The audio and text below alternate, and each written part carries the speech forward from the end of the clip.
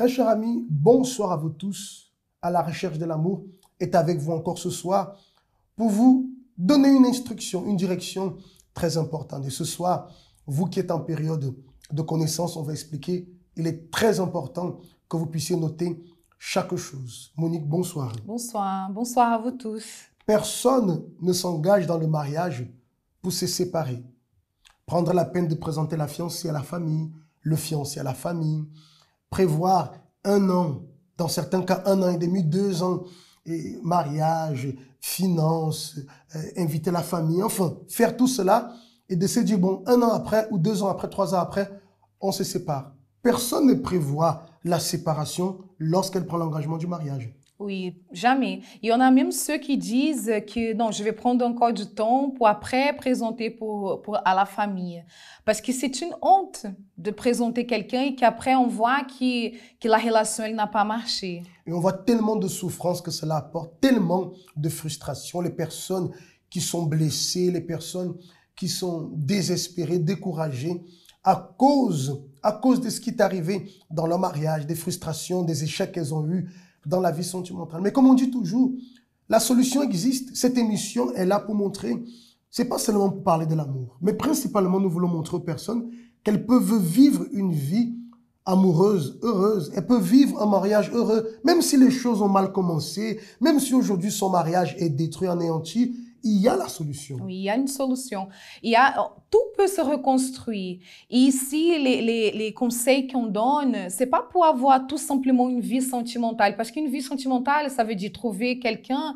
Tout le monde peut trouver. Mais vraiment avoir cette bénédiction dans notre vie, il y a un pas, c'est comme on a parlé dans la dernière émission, il y a un chemin à suivre. Je peux pas arriver et me mettre dans un chemin que je ne connais pas et agir de certaines manières qu'il ne faut pas. Il y a Une direction. Une direction, voilà, il y a une direction. Il y a des choses que je dois faire pour pouvoir trouver cette vie heureuse. Et c'est pourquoi ce soir encore, on va apporter une direction qui va concerner plus les célibataires et même les personnes qui sont mariées. Ça va aussi les concerner. C'est très intéressant. On voit notre spot, on revient juste après. Cette semaine de la prophétie. Cette semaine durant laquelle vous allez prophétiser votre bénédiction amoureuse. Quelle que soit la situation que votre couple traverse ou la blessure qui vous fait être un célibataire malheureux, durant ces 7 semaines, vous allez prophétiser la vie. La parole de Dieu dit, « Il me dit, fils de l'homme, ces eaux pourront-ils revivre ?» Je répondis, « Seigneur éternel, tu le sais. » Il me dit, « Prophétise sur ces eaux et dis-leur, ossements desséchés, écoutez la parole de l'Éternel. Ainsi parle le Seigneur, l'Éternel, à ces eaux. Voici, je vais faire entrer en vous un esprit et vous vivrez. » Ézéchiel 37, versets 3 à 5. Retirez de votre vie l'esprit de dispute, de douleur, de tristesse, de séparation et tout ce qui rend vos relations ou vous-même totalement secs. Laissez l'Esprit de Dieu, l'Esprit de vie, faire revivre ce qui est mort et desséché dans votre vie amoureuse à travers votre foi. Participez à la thérapie de l'amour tous les jeudis à 20h au 254 rue du Faubourg Saint-Martin, 75 010 Paris. Également dans les villes de Nantes, Lyon et Ivry-Courcouronnes à 19h30. Pour plus d'informations, contactez-nous au 01 53 35 85 11. Nous avons l'habitude de parler de la période de connaissance. Il y a des personnes qui peuvent se poser la question. Qu'est-ce que c'est, pasteur, cette période de connaissance? C'est un moment qui est extrêmement important, je dirais, qui va définir tout ce qui va arriver dans la suite. La période de connaissance, c'est lorsque vous vous intéressez à une personne, cette personne aussi, elle s'intéresse à vous, vous avez les mêmes sentiments, et vous prenez la décision de se dire, écoute, j'aimerais pouvoir construire mon futur avec toi, et vice et versa. Alors là, entre la période de connaissance, où effectivement, on va voir, on dirait période d'analyse. C'est plutôt, moi j'utiliserais plutôt ce terme, période d'analyse, où on va sonder en profondeur. Et c'est la question d'ailleurs qui va être posée ce soir, Monique. Alors la question c'est la suivante. Que dois-je apprendre dans la période de connaissance? Tu sais, Isaac, Cette période-là, comme tu viens de dire, période de connaissance, c'est vraiment pour pouvoir connaître qu'est-ce qu'il y a dans l'autre personne. Et comment savoir cela? Dans sa manière de parler, observer qu'est-ce que la personne elle parle, quels sont ses objectifs pour sa vie. C'est très important aussi de savoir de quel milieu la personne elle est sortie. Parce qu'il y en a beaucoup qui après, quand ils rentrent dans le mariage, la personne elle est surprise par la réaction, la manière que l'autre personne elle est. Mais si avant, dans le période de connaissance, elle faisait attention à cela, à d'où la personne elle est sortie, la manière qu'elle était avec sa famille, beaucoup de choses allaient être évitées avant. Et une chose aussi que les personnes qui sont dans ces périodes de connaissance, elles ont l'habitude de dire, dès qu'elles constatent qu'il y a quelque chose qui ne va pas, elles se disent, ah, après le mariage, cela va changer. Après le mariage, je vais pouvoir changer mon mari dans ce sens-là. Mais cela n'arrive pas. Si la personne est comme ça aujourd'hui, si elle ne change pas aujourd'hui, elle ne changera pas après, ce sera pire. Alors il faut que la personne analyse dans chaque domaine. On parlait la dernière fois sur le domaine spirituel. Analysez la personne sur le plan spirituel. Qu'est-ce qu'elle va vous apporter? Est-ce qu'elle est une personne qui va, on revient encore sur le thème de l'addition. Est-ce que cette personne va ajouter ou est-ce que cette personne va soustraire? Voyez, si elle analyse sur le plan spirituel et elle voit non, sur le plan spirituel, ça va assez bien. Donc, lorsqu'on va s'unir, ça sera mieux encore. Parce que tu disais la dernière fois dans la dernière émission, des personnes qui avant étaient assidues à l'église, une fois qu'elle s'est mariée, elle a perdu cette assiduité. Elle n'a plus cette même ferveur dans la foi. Parfois, la personne avec qui elle s'est mariée l'empêche même de venir. Ça veut dire que c'est un point qu'elle n'a pas observé, qu'elle n'a pas considéré. Elle doit vraiment observer, voir les attitudes, les paroles, les réactions de l'autre par rapport... Ça allait un peu d'être comme si on envoyait quelqu'un être un détective, mais il faut être détective. Pourquoi? Parce que c'est sa vie, c'est son futur qu'elle va remettre dans les mains de l'autre personne. Elle va conditionner son futur. Donc, c'est très important donc d'analyser, d'observer sur le plan spirituel qu'est-ce qu'elle va m'apporter. D'ailleurs, pour ceux qui sont de la foi, le conseil est toujours et vivement conseillé de chercher quelqu'un de la foi. C'est pas même pas quelqu'un de l'église, c'est quelqu'un de la foi. Parce que la personne parfois est à l'église et n'est pas dans la foi. Oui, il y en a beaucoup aussi qui parfois ils disent « Ah, mais c'est quelqu'un qui... J'ai réussi à amener cette personne dans la même foi que moi, à l'église. » Mais on ne sait jamais, la personne elle peut agir de cette manière pour pouvoir vous conquérir. Mais qu'après... Et tu vois, et c'est là où rentre l'importance de la prière, où on parlait de la prière, où on ne peut pas dissocier notre vie amoureuse, notre vie sentimentale de la prière. Il y a des choses que les yeux ne voient pas, que nos yeux ne voient pas, où parfois les personnes peuvent dissimuler certaines choses. Mais celui qui a une alliance avec Dieu, celui qui prie, celle qui prie, les choses qui sont cachées dans l'autre personne et qui sont des pièges, Dieu va révéler et montrer à la personne, afin qu'elle puisse prendre les bonnes décisions. Il y a un exemple qu'on parlait tout à l'heure, Monique, et souvent on trouve qu'il y a beaucoup de problèmes, parfois dans les mariages, à cause de la famille. Je donne un exemple. On sait souvent que les filles sont très attachées souvent à la maman. Et parfois les garçons aussi.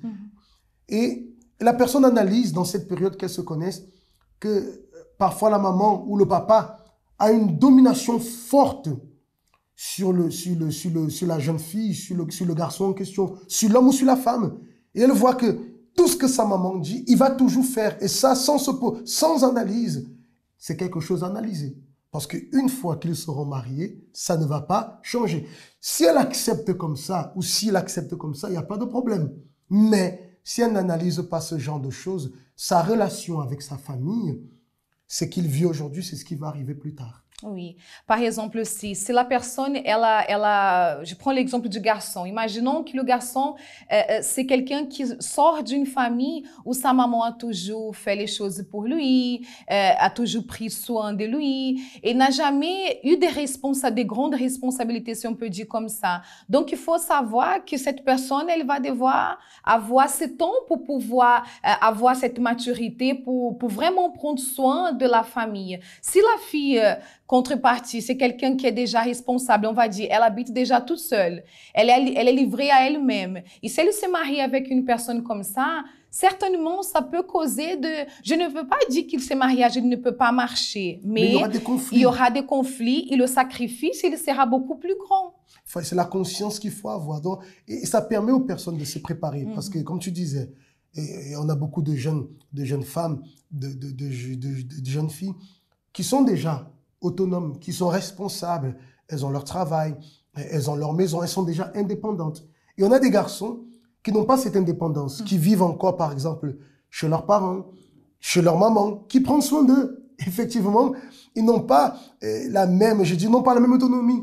Il va sortir de la maison de sa maman, il va s'unir à son épouse qui est déjà autonome.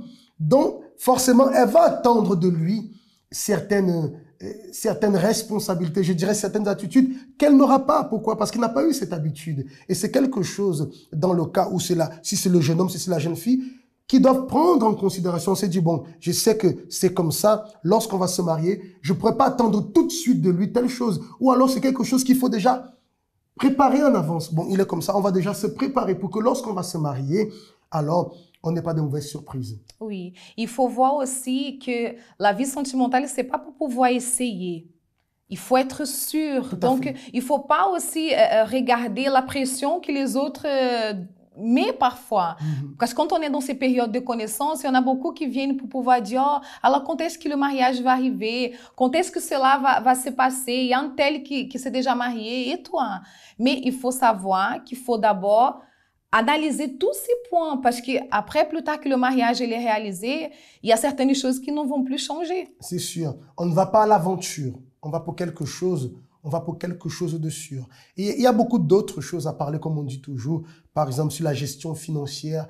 C'est une personne qui ne sait pas gérer financièrement, ou la jeune fille ou le jeune homme. Il faut analyser. Parce que s'il ne sait pas gérer aujourd'hui, demain, il y aura des problèmes financiers. Il va soustraire.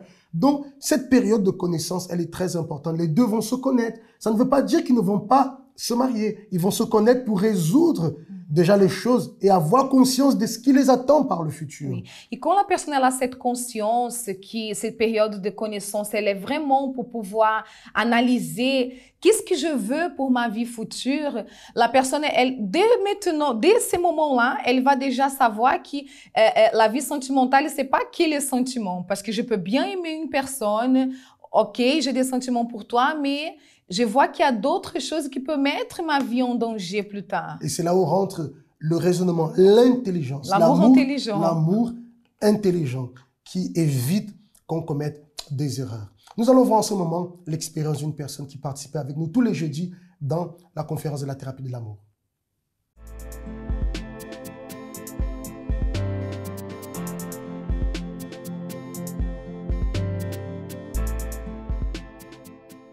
La thérapie de l'amour, au fait, m'apprend à travailler sur moi-même. C'est-à-dire, avant de chercher une personne, avant de se mettre avec quelqu'un, il faut chercher à savoir si nous sommes déjà prêts. Et donc, à travers les conseils qu'on apprend à la thérapie, on cherche déjà à travailler dans notre intérieur, notre pensée, notre psychologie, tout ça. Parce que j'ai appris aussi que l'homme et la femme n'ont pas la même manière de réfléchir. Donc, ça m'a appris à vraiment faire attention, à ne pas faire le mauvais choix.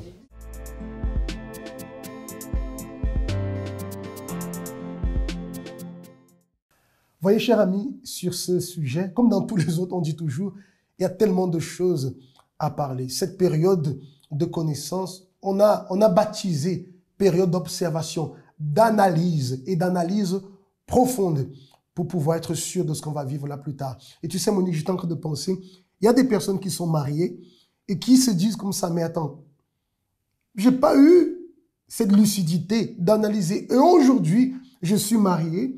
Et je suis en train de vivre de surprises. Je vis surprise après surprise. C'est comme si je ne connaissais pas mon mari, c'est comme si je ne connaissais pas mon épouse. Alors, que dois-je faire?